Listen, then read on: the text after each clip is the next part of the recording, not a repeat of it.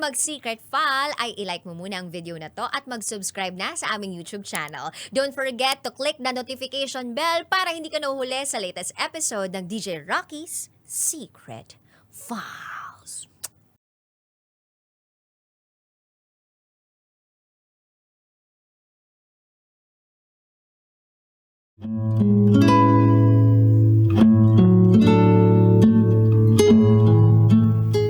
And now, it's time for DJ Raqi's Secret Files. Napakalandi ko at binigay ko. Pero I was so happy that I did it.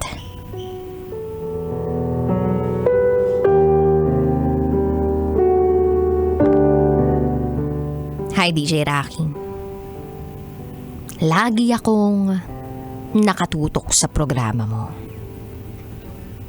Matagal ko nang gustong sumulat dito.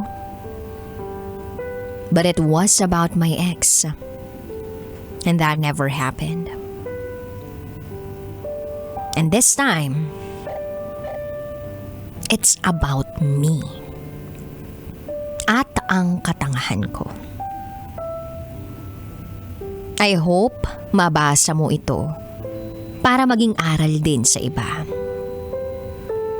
Itago mo ko sa pangalang Jan. I am 25 years old. At ito, ang aking secret file.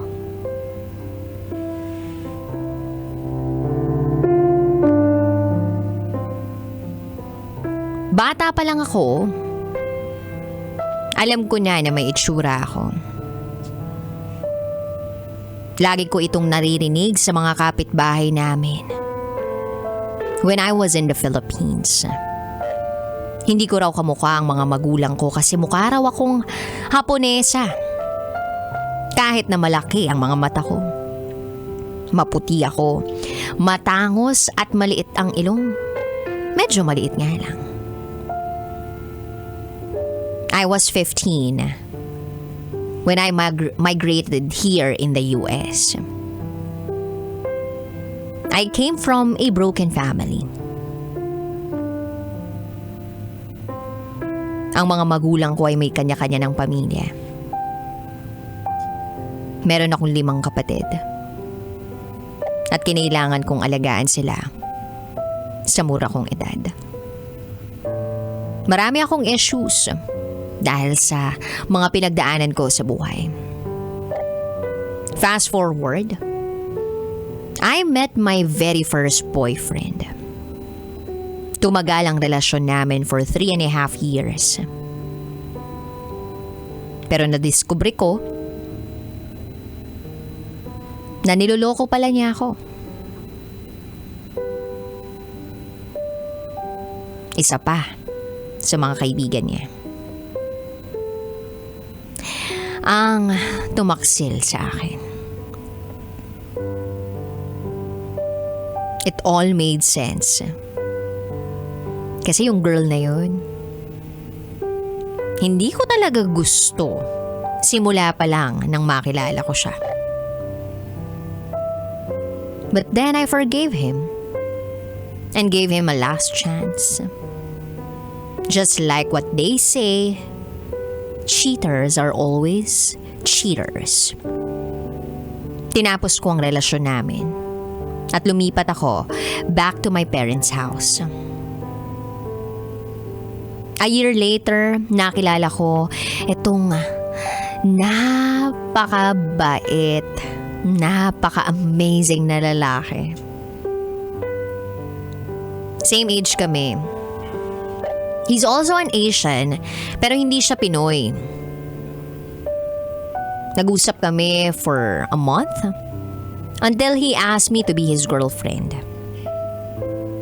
Naalala ko pa yung araw na tinanong niya ako. Sinulatan niya pa ako ng letter. And he ended up reading it to me. Nakakatawa lang kasi akala ko friends lang kami. But then, I said yes that day. 8 months later, we moved in together. Inaral namin ang differences namin sa isa't isa. Almost perfect ang lahat. Nandoon yung pag-aaway. Especially tungkol sa finances namin. So nagtago ako. Kasi that's what I do. When things get rough, I hide. Wala akong magandang examples ng good relationships growing up. Kaya wala akong idea kung paano talaga hinahandle ang situation na komplikado. So I just avoided and hide. Fast forward dahil doon sa mga away na yun, nag-decide siya. At etong desisyon na to ay ang magpapabago ng aming buhay.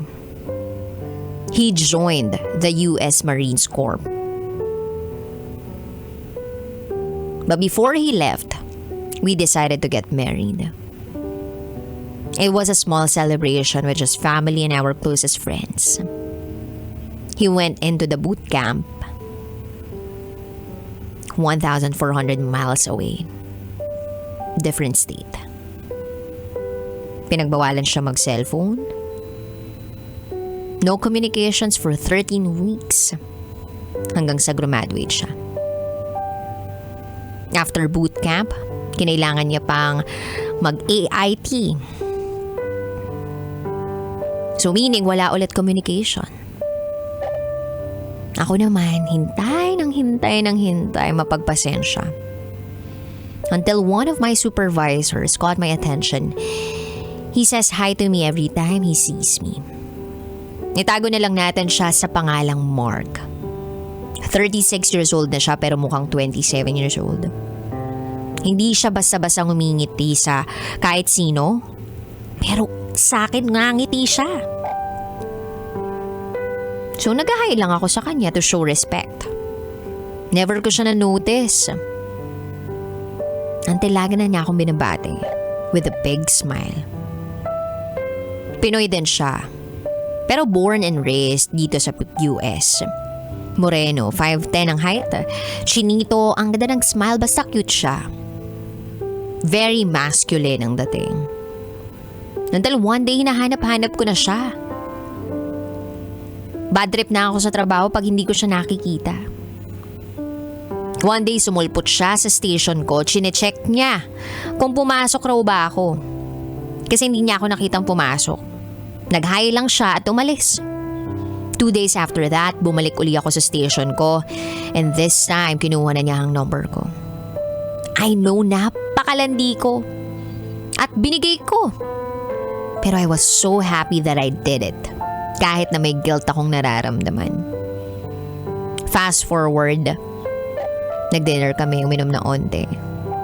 I ended up getting drunk kahit 2 margarita lang naman yung nainom ko.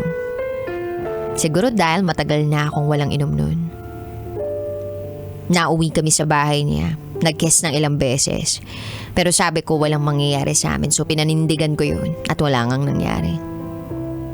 I know that didn't make me a good wife or less of a cheater. But I don't know what to do. Kasi pakiramdam ko I like him. Pero mahal ko ang asawa ko. At hindi ko ma-imagine na mawala siya sa buhay ko. Hindi ko akalain na magagawa ko yung ginawa ng ex ko sa akin. Lagi kong naiisip tong lalaking to. Gusto ko pang makilala siya ng lubusan. Pero kailangan kong gawin ang tama. Tigilan ang pakikipag-usap sa kanya. So sinabi ko yun sa kanya. Na wag na akong kontakin pa. Hindi niya alam na kasal ako. I still think about him a lot. Mini-message na pa rin ako just to check up on me. As for my husband, wala rin siyang kaalam-alam. At alam ko sa sarili ko that I wouldn't do anything to hurt our relationship again. Alam kong maraming magagalit sa akin. Disappointed din naman ako sa sarili ko. Alam ko na this guilt will haunt me for the rest of my life. Hanggang dito na lang po, DJ Raqi. Muli, ako si Jan. At ito ang aking secret file.